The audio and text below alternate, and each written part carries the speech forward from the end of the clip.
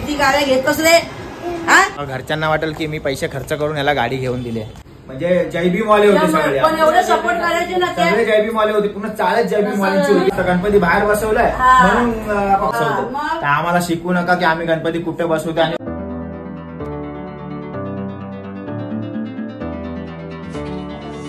नमस्कार मित्रांनो, मी स्ट्रॉंग संजोग. कशा आहात तुम्ही मित्रांनो? आता गणपती तर गेलेत, पण आता देवी येणार आहेत आपल्याकडे. नवरात्री म्हणजे देवी बसत नाही, म्हणून आम्ही आज घट बसवणार आम्ही ह्या टायमाला, कारण की आम्ही देव आणलेले आहेत.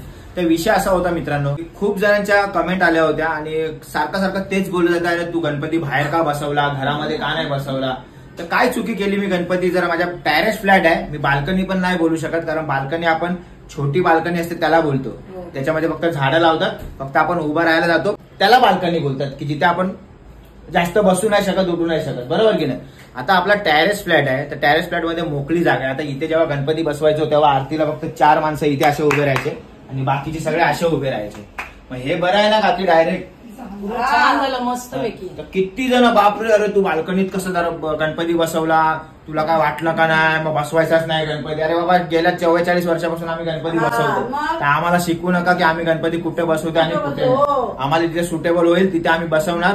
आणि गणपती बाप्पाला माहित आहे की आम्ही गणपती बाप्पांना टेरेस फ्लॅट मध्ये आम्हाला बाहेर का बसवलाय ते आपण. टेरेस फ्लॅट आहे, केवढा मोठा आहे. त्या टेरेस फ्लॅट मध्ये थोडी आम्ही काही कपडे वगैरे धुतो किंवा काय, जसं घरामध्ये जसं हॉलमध्ये बेडरूम मध्ये जसं राहतो ना आम्ही, बसतो उठतो, तसंच आम्ही त्या टेरेस फ्लॅट मध्ये म्हणजे बाहेर पण आम्ही असंच बसून उठून राहतो. बेड बीड ठेवलंय तिकडे आरामात. अरे पण काही लोक टेरेसला घर पण बनवतात मध्ये जागा करून. आणि काय की एकदम एक नंबर गोष्ट बोलतात. ऍक्च्युली आहे ना, जो पण आमच्या घरी येतो टेरेस फ्लॅट बघतो आणि बोलतो अरे ह्याच्यामध्ये 2 बेडरूम बनतील. पण मला 2 बेडरूम नाही बनवायचंय. मला जेव्हा माझे फॅमिली मेंबर्स येतात, आपले फॅन असो किंवा आपले रिलेटिव्ह असो, त्यांना मला स्पेस मध्ये ठेवायचं. आता तुम्ही सांगा 2 BHK केला असता, याला 3 BHK, बसायला जागा ना, उठायला जागा. मग हे कसं हॉल टाईप ठेवलंय मी, हॉल टाईप. नाचायला पण व्यवस्थित मिळालं, तर ते मी हॉल टाईप ठेवले. असं नाही तर मला काय, इथे मी 3 BHK पण बनवेल माझं घर, पण मला तसं नको. मला माझ्या आलेल्या पाहुण्यांना एकदम व्यवस्थित सुटसुटीत बसायला जागा पाहिजे. ह्या हिशोबाने मी ती जागा मोकळी ठेवली आहे, कारण की आम्ही 10 बाय 10च्या रूम मध्ये राहायचो. त्याच्यात पण आम्हाला जागा पुरून उरायची. असं बघायला गेलं तर आता काय, माणसं होती, भरपूर माणसं यायची. 10 बाय 10 जेवढा मोठा घर तेवढी छोटी जागा आपल्याला वाटते, बरोबर की नाही. आम्हाला माहित आहे की छोट्या जागेमध्ये कसं राहायचं कसं नाही, म्हणून आम्ही खूप छान असं अरेंजमेंट केली मस्त. जसं काही सार्वजनिक गणपती जसं आम्ही बनवलं होतं.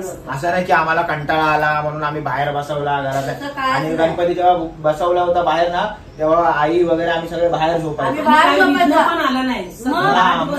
एवढे मच्छर 12 दिवसात मच्छर पण पाखरू पण नव्हता. 10 दिवस आम्ही सर्व इथं गॅलरीमध्ये झोपायचो, माहितीये.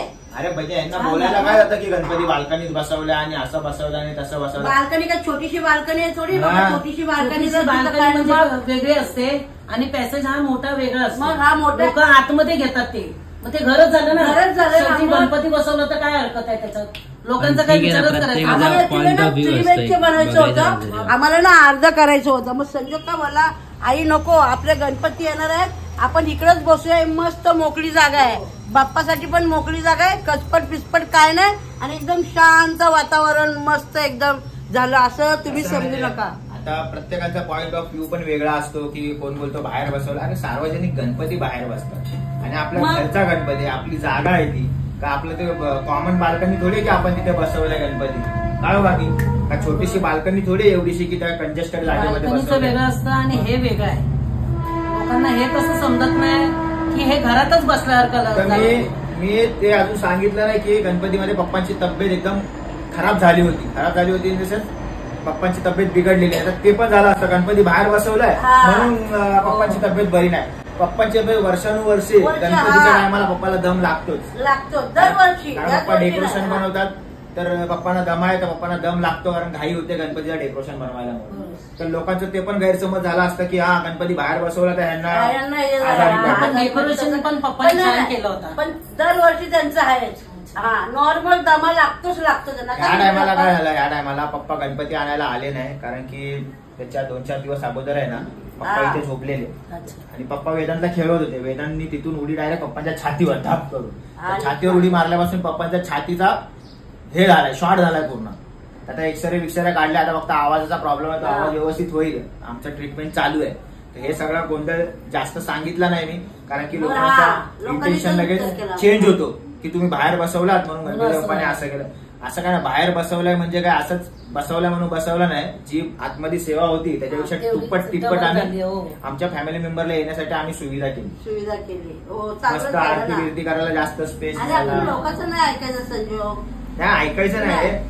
हेच कळत नाही की बाबा बाल्कनीमध्ये गणपती बसवा नाहीतर घरात बसवा, पण श्रद्धेने बसवले ती महत्वाची गोष्ट. एवढ्या 44 वर्षापासून तर आपण आणि असं पण नाही बाबा की आम्ही बाल्कनीत बसवलाय आणि आम्ही दरवाजा बाऱ्या बंद केला. आम्ही तर सगळे दरवाजा खुले ठेवून आम्ही तिकडे झोपत होतो बिंदास. आणि आम्ही ना 12 दिवस कडी पण नाही राहत. आम्ही 12 दिवस गणपती झाडू मारत, हा कपड्यांनी सगळं व्यवस्थित पुसून घेतो आम्ही. काय हितच नाही. आम्ही धोबीकडे राहायला होतो ना 7 रस्त्याला, तेव्हा पण आम्ही. आणि आमच्या घरी गर्दी होते ना गणपतीला, हे आतापासून युट्यूब आहे म्हणून नाही, युट्यूब आहे म्हणून गेल्या वर्षापासून होते. बघा एवढ्या वर्ष गणपती बसवले ना, सगळे माझ्या नवऱ्याचे डेकोरेशन आहेत, स्वतः एकटेच डेकोरेशन करतात. 5-6 दिवस लागतात त्यांना डेकोरेशन करायला. 10 बाय 10ची रूम होती, त्याच्यामध्ये झोपायच्या, त्याच्यामध्येच मोरी, त्याच्यामध्ये जेवढा गणपती बसायचा त्यामध्येच पलंग होता, त्यामध्ये कबाड होता. आणि त्याच मोरीमधून एक शिडी जाते आणि ती वरती जाते. त्याच्यामधून पण आम्ही रूम भाड्याने दिला होता. विचार करा तुम्ही.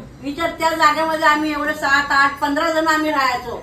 बोला, चाळीमध्ये राहणारे असतील ना, चाळीमध्ये त्यांनाच आपलं दुःख समजू शकतं. म्हणजे तेच समजू शकतात की चाळीमध्ये राहण्याचं सुख काय असतं. आणि इथं जरी आम्ही 12, 12:30 झोपतो, तिथं जर सकाळ होईपर्यंत 3-4 वाजेपर्यंत आम्ही जागे राहायचो तिकडे. आणि सर्व म्हणजे जयभीम वाले होते सगळे, पण एवढे सपोर्ट करायचे ना, सगळे जयभीम वाले होते. पुन्हा चाळीत जयभीम वाल्यांची होती, झोपलेले असले सगळे सपोर्ट करायचे. नवलीनबाई झोपली, चल ना नाचायला. नवलीनबाई काय झोपलं, चला ना. सर्व असे. आणि गल्ली पण केवढीशी माहिती का, 1-2 फुटाचीच गल्ली, आजूबाजूला अशी घर, तिथनं असे गोल गोल असे राहील मारून असे नाचायचो. पण अख्खा दिवस सकाळचे 3-4 पाणी आला, 4:30 वाजता का माणसं पाणी भरून झोपायचे, कोण कामाला जायचे रोजचा.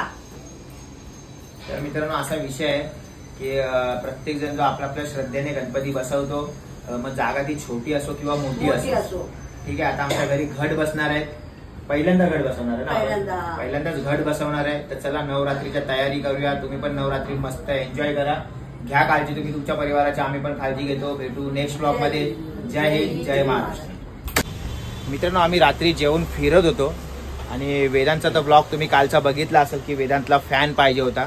तर आम्ही असंच फिरता फिरता वेदांतला बोललो दुकानं बंद आहे. वेदांतचं लक्ष गेलं या दुकानामध्ये आणि अचानक बघतो तर काय वेदांतला गेला दुकानात घुसला. बेटा काय करतो रे तू? कार घेतो. अरे वा, कोणी दिलं तुला? मग थँक्यू नाही बोलला तू? बोल थँक्यू. अरे वा वा वा. मित्रांनो वेदांतचा फॅन तर मिळाला नाही, पण वेदांतच्या एका फॅनने वेदांतला कायदेशीर एकदम गाडी नक्की दिली आहे. बेटा कोणती गाडी आहे रे ही? टार्झन गाडी आहे, रिमोट कंट्रोलची आहे. Good boy. मजा आया तुला? मजा आली? मग आता फॅन नको ना तुला? पक्का?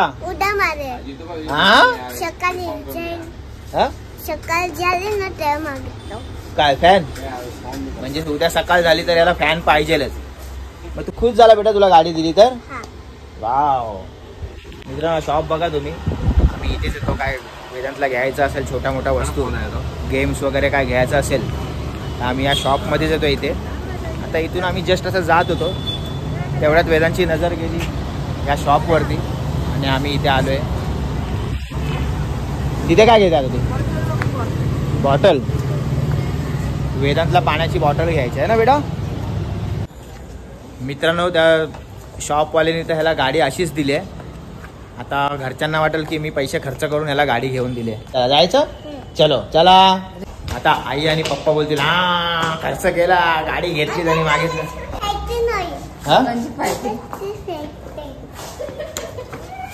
चालत चल बेटा, चालत चल. चला.